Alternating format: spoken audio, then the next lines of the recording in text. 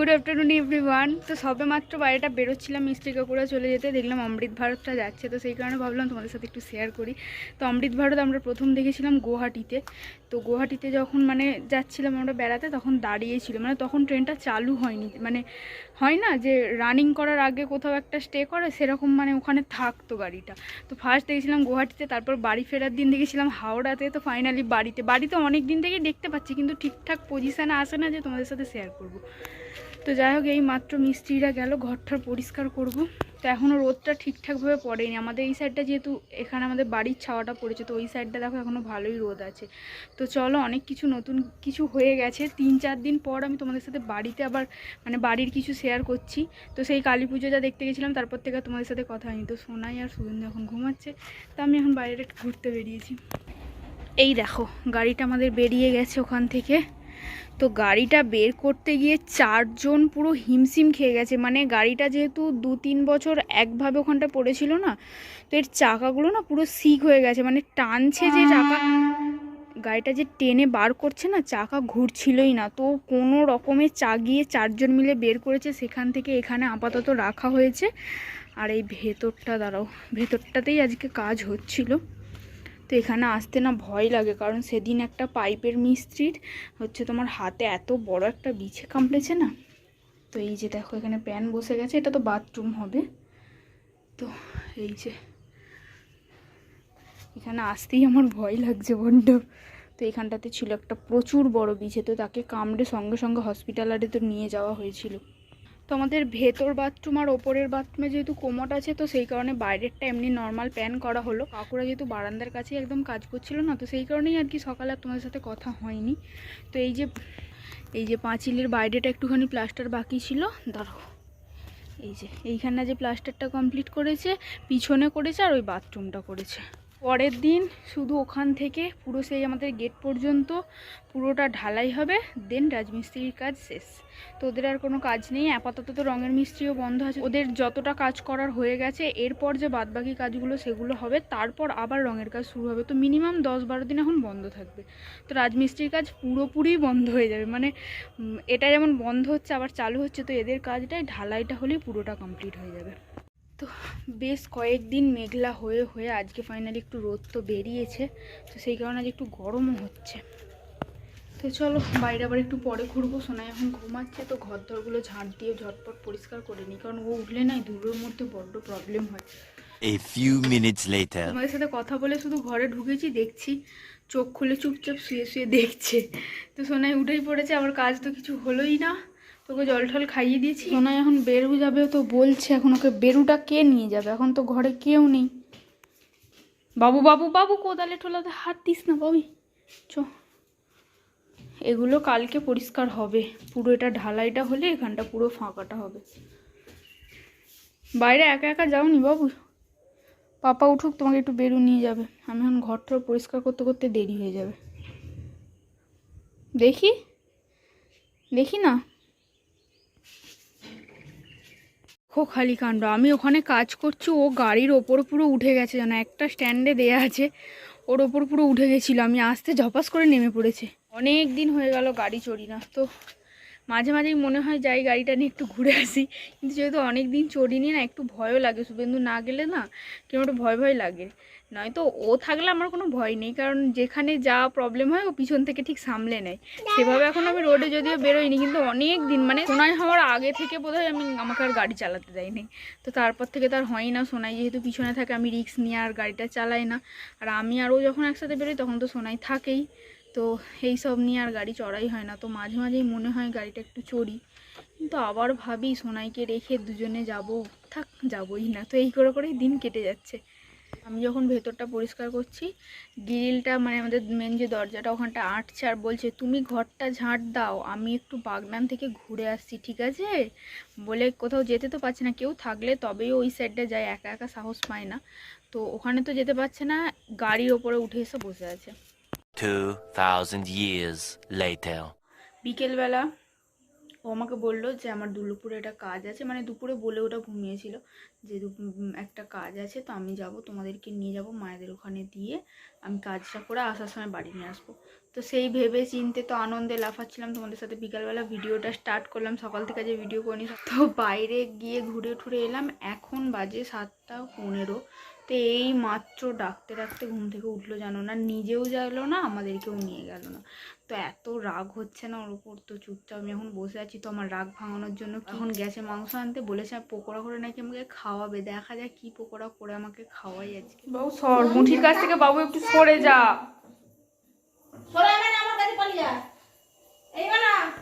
এইটা আবার কি হবে, এই যে এখানে এটা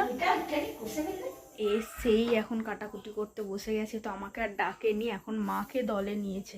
তো পিছনে দেখো মোটুও শোনে, আগের দিন মেলা থেকে আবারও মোটু কিনে এনেছে, মানে মোটু যে কত জায়গায় আমরা খুঁজেছি, তো ফাইনালি মেলাতেই পেয়েছি। তো চলো, ওর দ্বারাই হবে না, কোথায় ভুলভাল করে ফেলবে, লাস্টে আমার খাওয়াটাই যাবে, খিদেও ভীষণ পাচ্ছে। তো গিয়ে একটু হেল্প করি, নয় তো কিছুই হবে না।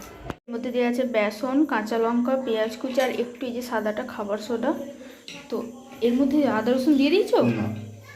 দিয়ে দাও, তো শুধু লেবুর রসটা মাখানো আছে, এর মধ্যেই দিয়ে দাও। দিয়ে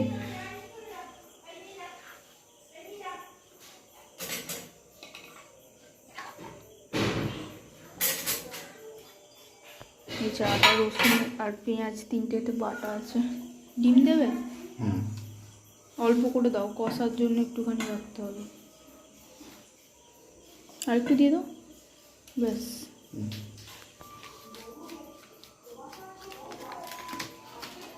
এটা কি বলো তো, মিট মশলা, গরম মশলা,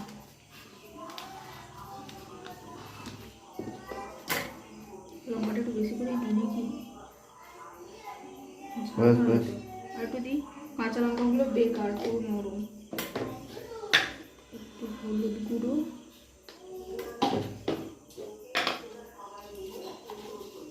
নুনটাই তো মুশকিল, আর একটু লাগবে বলো। এটাকে ভালো করে মাখাও। একটা ডিমই দেবে তো, ব্যাস। ওরমভাবে মানুষ নারকেল ফাটাচ্ছে যেন, ব্যাস।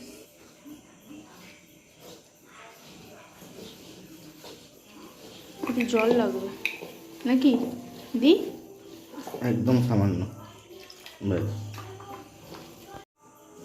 ভালো করে হাতটা চাঁচো, দিয়ে ওইটা চাপা দিয়ে দাও এখন। তো আপাতত এটা কিছুক্ষণ থাক, এখন খাবো। তো পকোড়া খেতে আর পেট ভরবে না, তো ভাবছি মাংস দিয়ে একটু মুড়ি খাবো। তো ওবেলা মাংস হয়েছিল, তো 2 রকম মাংসই হয়েছিল, তো সবই আছে, তার উপর আবার ওই যে পকোড়ার মাংসের সাথে ওগুলো দিয়ে দিয়েছে বলে ওগুলো আবার আলাদা করে করতে হবে। A few moments later. খুব শান্তি, পেট পুজো হয়ে গেছে। তো পেট পুজোর সাথে সাথে সমস্ত রাগ গলে জল। এমনিতে তো যায়নি, সেটা ঠিক আছে, আরও বেশি রাগটা হচ্ছিলো, কারণ আমার খুব জোর খিদে পাচ্ছিল। তো খিদে পেলে না আমার মাথা কোনো কিছু কাজ করে না, এটা বলতে পারো আমার ছোটোবেলার অভ্যাস, মানে খিদে আমি সহ্য করতেই পারি না। তো এটা এখন মানে সেখানে তো আমার মা জানতোই, এখানেও এখন সবাই মোটামুটি জেনে গেছে, সেই কারণে শুধু সন্ধ্যাবেলার কোনো কথা না বাড়িয়ে ও ঝটপট চলে গেছে কিছু খাবার কিনতে। তো আজকে ও ঠিক করেছে বাইরের খাবার কিছু আনবে না, তো বাড়িতেই বানাবে। তো সেই কারণেই এইসব প্রিপারেশান আর কি। তো যাই হোক, খেয়ে দিয়ে আবার রান্নাঘরে চলে এসেছি, কারণ সোনাইকে যেহেতু এখন রাত্রে ভাত খাওয়াচ্ছি কদিন ধরে, তো ভাত করতে হবে। আজকে ডাল দিয়ে ভাত খাবে, ডাল করতে হবে, আবার চিকেনটা হবে কষা, আবার কিছুটা পকোড়া। এখানে সোনাইয়ের জন্য অল্প একটু ডাল, আর এখানে ভাত। তো এগুলো আপাতত হোক, যেহেতু এখন ঘরে কেউ নেই খাওয়ার মতো, সেই কারণে পকোড়াটা একটু পরেই হবে। প্রায় 4 দিন ধরে আমাদের বাড়িতে শুধু মাংস আর মাংস হয়েই যাচ্ছে, এটা নয় সেটা। তো এইভাবে কি আর রোগা হওয়া যায় বলো? একটার পর একটা লোভনীয় খাবার দাবার থাকলে আর কি করে বের করেছো? এটা আদৌ টিকটিক এই প্রজাপতি তো না গো, দাঁড়াও কাগজ পোকা। এ বাবা, এটা প্রজাপতি নয়, দেখি কি গো, এটা মদ থেকে বাইরে ফেলো, মদ থাকা ভালো নয়, ফেলো এটা মদ। পারফেক্ট, বাবা নিজে করেছে না। তো এখানে একটু ভাজা হচ্ছে, এখানে আর একটু আছে, আর এই যে এখানে কিছুটা ভাজা হয়ে গেছে। তো আজকে একদম অল্প। তো গরমটা আমার লেগে যায়, তুমি খেয়ে নিলে গরম লাগে না, দেখো।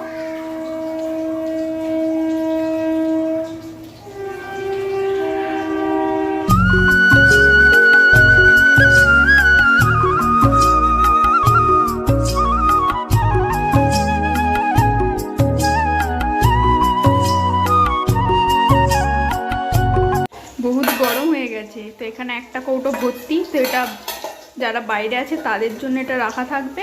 আর এখানে যেগুলো ভাজা হচ্ছে এগুলো এখন আমরা 4 জনে খাবো। সোনাই তো যা খাবে, আর বললে কথা নেই, আমরা 3 জনেই খাবো।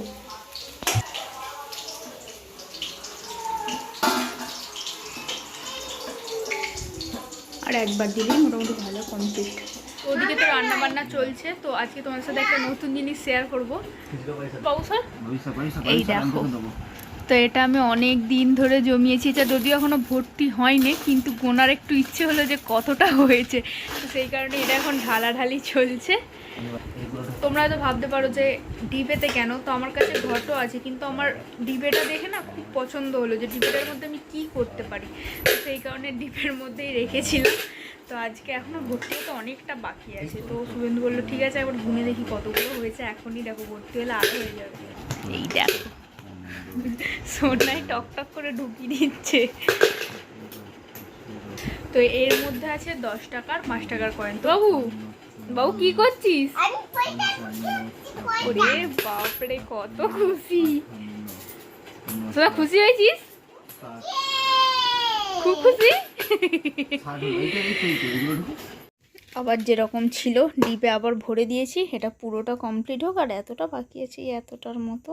তো এটা কমপ্লিট হলে তারপর যাও একটা, মানে তখন আর কি পুরোটা খরচা করা হবে, এখন করা বেকার। উফ, পয়সা গুনেছো? আবার ঘুমিয়ে বলছে ঘুমাও। আর তোর মোটরকে একটু অফ করেছিস? নো নো, মোটরকে অফ করাও নি? কে কে জনগণ বলছে না? মোটুকে মারবো, হ্যাঁ দুম করে। কে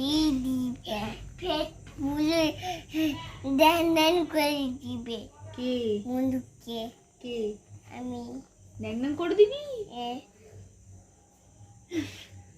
আজকে সন্ধ্যে থেকে একটার পর একটা পেট পুজো করতে করতে কোথা থেকে যে সময়টা কেটে গেল, তো এখন 11টা প্রায় বাজতেই যায়। সবার মোটামুটি ঘুমে একদম ঢুলঢুল করছে। তো যাই হোক, আজকের ভিডিও এতটুকুই থাক। দেখা হচ্ছে পরের ভিডিওতে। ততক্ষণ পর্যন্ত ভালো থেকো, সুস্থ থেকো।